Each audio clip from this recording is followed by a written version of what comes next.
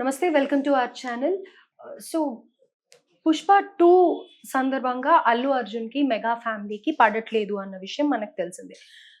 అల్లు అర్జున్ తర్వాత వెళ్లి చిరంజీవి గారిని కలవటం కానీ, చిరంజీవి గారు అల్లు అర్జున్ జైలు నుంచి రాగానే పరామర్శించడం కానీ, ఇవన్నీ చూస్తూనే ఉన్నాం. సో అసలు ఆ మధ్యలో వాళ్ళిద్దరు ఏం మాట్లాడుకొని ఉండొచ్చు? అల్లు అర్జున్ ఇంకా చిరంజీవి గారి మధ్యన ఏం కన్వర్జేషన్ జరిగుండొచ్చు? ఈ విషయాలు తెలుసుకుందాం. ప్రస్తుతం మనతో పాటు మన స్టూడియోలో కిరణ్ పోల్దాస్ గారు సీనియర్ జర్నలిస్ట్ ఉన్నారు. నమస్తే సార్. నమస్తే మా. సో అందరికి చాలా అంటే అల్లు అర్జున్‌ని తిట్టేశారు.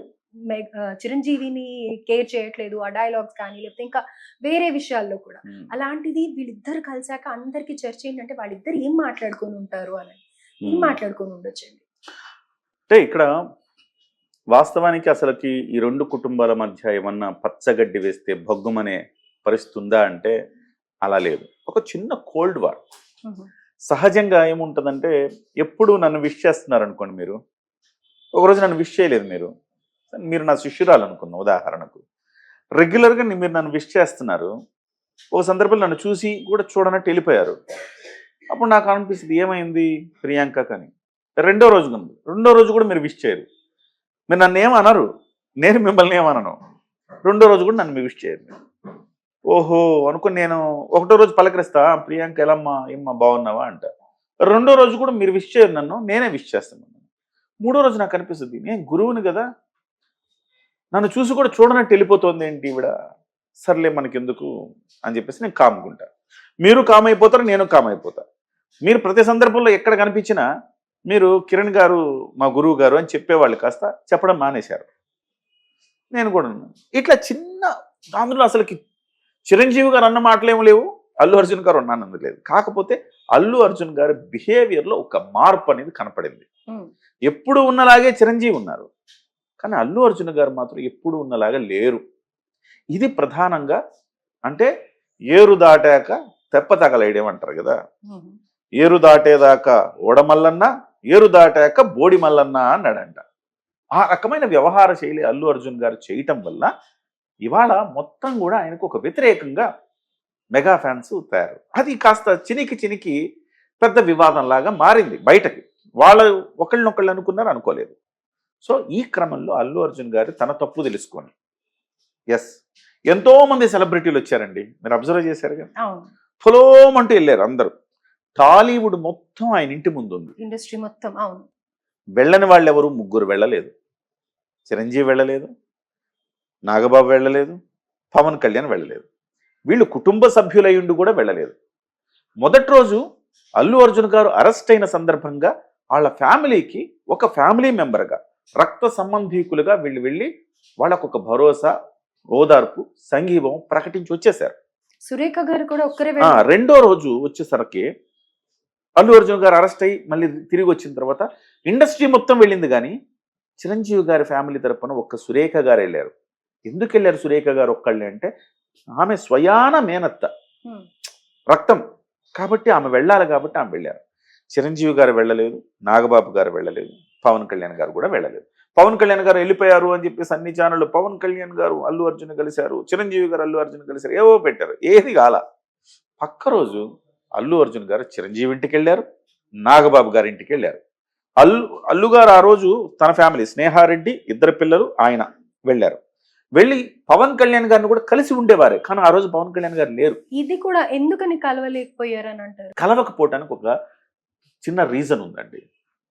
ఏంటి ఆ రీజన్ అంటే, ఒకవైపు ఒక మహిళ చనిపోయింది, ఇంకొక బాబు చావు బతుకుల మధ్య ఉన్నాడు. సో ఇలాంటి ఒక విపత్కరమైన ఒక సెన్సిటివ్ సిచ్యువేషన్ ఇది. ఈ సిచ్యువేషన్లో సెలబ్రిటీలంతా చేసిందే తప్పు, అదే తప్పు మనం కూడా చేయాలి, విఘ్నులం కదా మనం. మనం కూడా వెళ్ళి అల్లు అర్జున్ వెరీ గుడ్ అని హంగామా చేసి హగ్ చేసుకొని ఆయన కాళ్ళకు దండం పెట్టి, ఈ వ్యవహారాలన్నీ మీడియా ముందు అవసరమా? ఒక కుటుంబం బాధలో ఉంటే మనం ఇట్లాంటి చేయడం అవసరమా? తప్పది. ఆ సున్నితమైన హృదయం చిరంజీవి గారికి ఉన్నది, అందుకే చిరంజీవి గారు వెళ్ళలేదు, నాగబాబు గారు వెళ్ళలేదు. పవన్ కళ్యాణ్ గారు ఒక రాష్ట్రానికి ఉప ముఖ్యమంత్రి, ఆయన కూడా ఏమనుకుంటున్నాడంటే ఈ అరెస్టు ప్రక్రియ తప్పు, అరెస్టు చేయడాన్ని తప్పు పట్టట్లా, అరెస్టు ప్రక్రియ కరెక్ట్ గా లేదు అన్న భావనలో ఆయన ఉన్నారు. అయినప్పటికీ చట్టాన్ని, న్యాయాన్ని గౌరవించే ఫ్యామిలీ అది, కాబట్టి వాళ్ళు వెళ్ళలేదు. ఆ రోజు అయితే తిరిగి ఆయన అల్లు అర్జున్ గారే ఎంతో మంది సెలబ్రిటీలు వచ్చినా ఎక్కడో మా చిక్ బాబాయ్ స్పర్శ నాకు తగలలేదు అన్న ఒక బాధ ఆయనకు కలిగింది అప్పుడు. ఎక్కడో లోన్లీనెస్. ఇంతకుముందు దాకా గోహెడ్రా అల్లుడు అని చెప్పి భుజం తట్టిన తన మేనమామ చిక్కు బాబాయ్ అంటారు. ఎప్పుడు చిక్కు బాబాయ్ అంటుంటాడు ఆయన్ని. తన మేనమామ ఇవాళ తనకు వెనక లేకపోవటాన్ని లోటుగా ఫీల్ అయ్యారు అల్లు అర్జున్ గారు.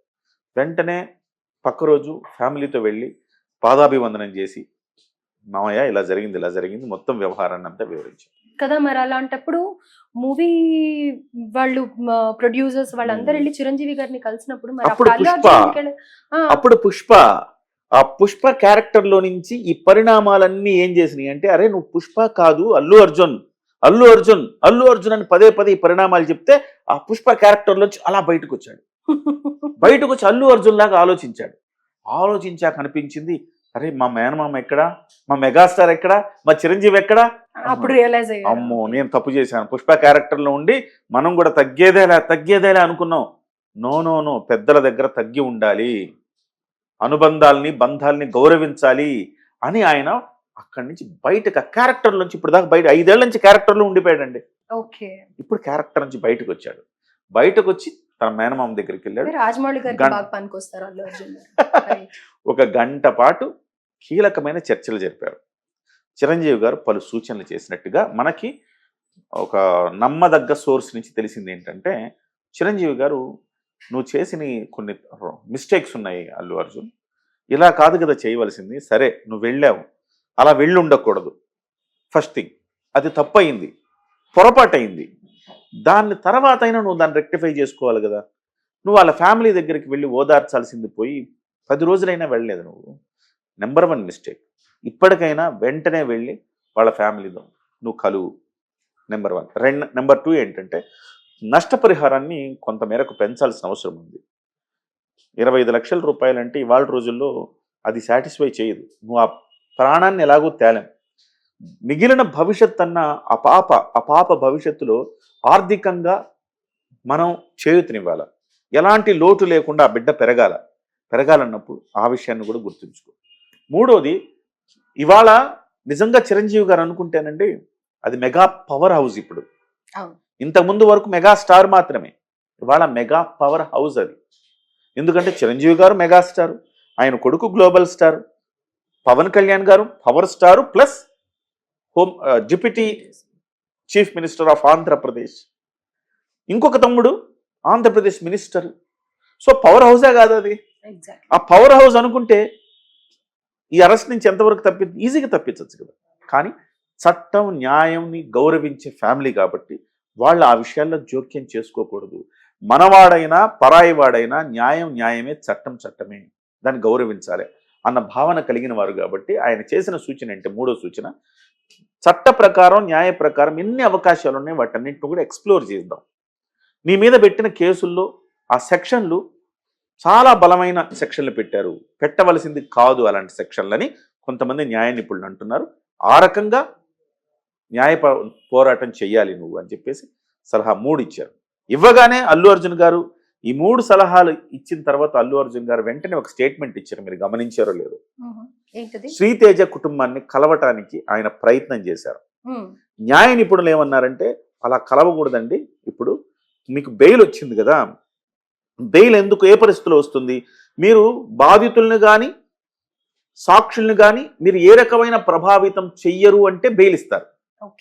సో బెయిల్ నిబంధనలేవి కదా. మరి అటువంటిప్పుడు ఆ బాధిత కుటుంబాన్ని మీరు కలిస్తే అది అతిక్రమణ అవుతుంది, కాబట్టి మీరు రావద్దు అని చెప్పి ఆ రకంగా వెళ్ళొద్దు అని చెప్పి సూచన చేశారు. చిరంజీవి గారి సూచన మేరకు వెళదామని అనుకున్నాడు ఆయన. సూచన చేసిన తర్వాత ఇప్పుడు అందుకోసంగా ప్రకటన చేశాడు. ఒక ట్విట్టర్లో ఒక ప్రకటన చేశాడు. శ్రీతేజ్ కుటుంబాన్ని కలవాలనుకున్నాను, కానీ మీరు ఇంతకుముందు శ్రీతేజ్ కుటుంబాన్ని కలవాలనుకున్నాడా? లేదుగా. లేదు. చిరంజీవి గారిని కలిసిన తర్వాతనే కదా ఆ మాట అన్నాడు. శ్రీతేజ్ కుటుంబాన్ని కలవాలనుకున్నాను, కానీ నిబంధనలు అడ్డొస్తున్నాయి, డెఫినెట్గా త్వరలోనే కలుస్తాను, వాళ్ళ ఫ్యామిలీకి అవసరమైన అన్ని నేనే చూసుకుంటానని చెప్పేసి ఆయన ప్రకటన చేశారు. అయితే ఇక్కడ చిరంజీవి గారి మెంటాలిటీ కూడా ఆలోచిస్తే నిజంగా ఎన్ని జరుగుతున్నాయి, ఎంత నెగటివిటీ ఫేస్ చేస్తున్నారు, ఎన్ని ట్రోల్స్ అవుతున్నాయి, అల్లు అర్జున్ ని ఎన్ని అంటున్నారు, అయినా కానీ నా బిడ్డ అన్నట్టుగా ఆయన చేరదీసిన విధానం, ఆయనకి కరెక్ట్ ఇన్స్ట్రక్షన్స్ ఇవ్వడం చాలా గ్రేట్ అని అనిపిస్తుంది. అంతే కదా, అనుభవం అండి. ఆయన ఎక్కడి నుంచి ఎదిగాడండి? ఇప్పుడు గోల్డెన్ స్పూన్తో పుట్టాడు అల్లు అర్జున్. ఆయనండి ఎవరూ లేని చోట వెళ్ళి ఒక్కొక్క మెట్టు ఎన్ని అవమానాలు ఎదుర్కొని ఉంటాడు ఆయన. ఎన్ని చూసుంటాడండి ఇలాంటి పరిణామాలు ఆయన. ఎన్ని అవమానాలు ఎదుర్కొని ఉంటాడు.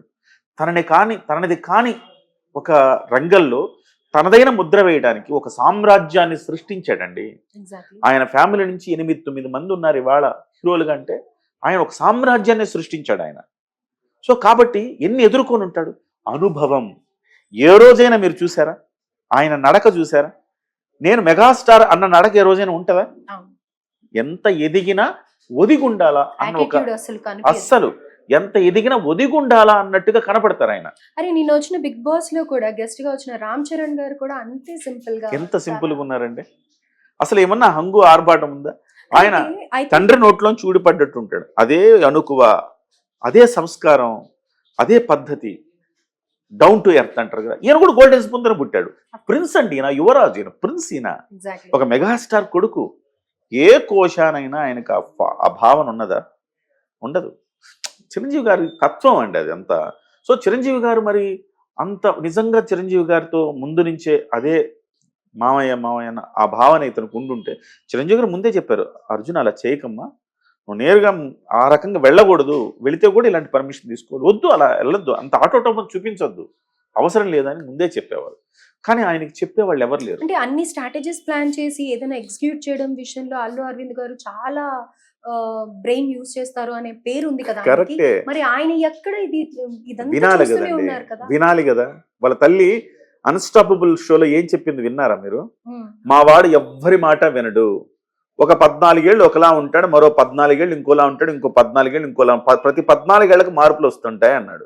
Okay. వాళ్ళ అమ్మ చెప్పింది విన్నాడా? వినలేదు. మీరు గమనించండి, ఈయన 14 ఏళ్లలో ఉన్నాడు ఈయన. అంటే మారిపోతా ఉంటాడట. 14 ఏళ్లలో ఉన్నాడు. ఇవాళ ఆయన ఇంకో మాట అడిగారు బాలకృష్ణ గారు, మిమ్మల్ని మార్చిన వెపన్ ఏంటంటే స్నేహారెడ్డి అని చెప్పాడు. Okay. ఇవాళ స్నేహారెడ్డి చేతిలో ఉంది వెపను, అల్లు అరవింద్ చేతిలోనో వాళ్ళ సతీమణి ఈయన తల్లిగారి చేతిలోనో లేదు వెపను. Okay. స్నేహారెడ్డి దగ్గర ఉంది వెపను. స్నేహారెడ్డి వాళ్ళ నాన్నగారు అంటే ఈయన మామగారు నడుపుతున్నారు వ్యవస్థను ఇప్పుడు. Okay. అందుకే ఈ దుష్పరిణామాలు. Right. నిజంగా అల్లు అరవింద్ చెప్పినట్టు విన్నా ఇలాంటివి వచ్చేది. చిరంజీవి అల్లు అరవింద్ కలిసి ఎట్లా ఎదిగారండి? ఈయన నిర్మాతగా ఎదిగాడు, ఆయన హీరోగా ఎదిగాడు. సో వాళ్ళు చాలా విఘ్నులండి.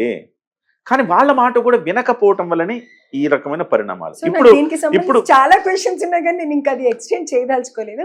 సో ఆ కన్వర్సేషన్ లో మటుకు ఆ గంటలో గంటలో ఇచ్చిన 3 సూచనలు అవి. వాటిలో ఒకటో సూచన అమలు చేయడానికి ప్రయత్నం చేస్తే టెక్నికల్ రీజన్స్ వల్ల దాన్ని చేశారు. 2, 3 కూడా అమలు చేస్తారు. ఇందులో మూడోది ఎలాగూ న్యాయ ప్రక్రియ జరుగుతుంటది. రెండోది వాళ్ళకి ఆర్థిక సహాయం ఇంకా మిన్నగా అందాల. అది నేరుగా అల్లు అర్జున్ చేసే అవకాశం లేకపోయినా ఆయన సంబంధించిన వాళ్ళు ఆయన ఇతరత్ర అంశాలన్నీ కూడా చూసే పనిలో ఉన్నారు.